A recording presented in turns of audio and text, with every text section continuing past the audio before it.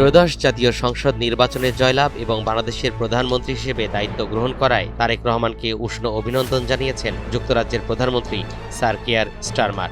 অভিনন্দন বার্তায় ব্রিটিশ প্রধানমন্ত্রী দুই দেশের মধ্যকার দীর্ঘমেয়াদী বন্ধুত্বপূর্ণ সম্পর্ককে আরও এক ধাপ এগিয়ে নেওয়ার প্রতিশ্রুতি ব্যক্ত করেন।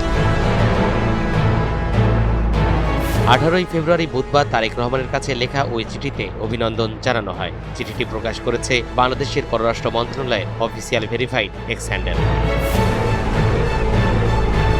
চিঠিতে বাংলাদেশে আশ্রয় নেওয়া রোহিঙ্গা জনগোষ্ঠীর সদস্যদের জন্য মানবিক সহায়তা, বাণিজ্য, বিনিয়োগ, জলবায়ু কর্মকাণ্ড, অভিবাসন, প্রতিরক্ষা সহযোগিতা সহ যুক্তরাজ্য বাংলাদেশের অংশীদারিত্ব জোরদারে যুক্তরাজ্যের প্রতিশ্রুতি তুলে ধরা হয়।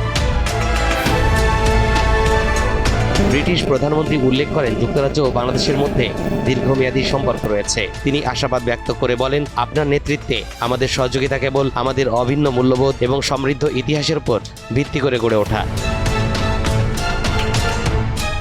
চিঠির শেষাংশে দুই দেশের সম্পর্কের পরবর্তী অধ্যায় সফল ও সমৃদ্ধ হবে বলে আশাবাদ ব্যক্ত করা হয়। ইসলাম, এনটিভি অনলাইন।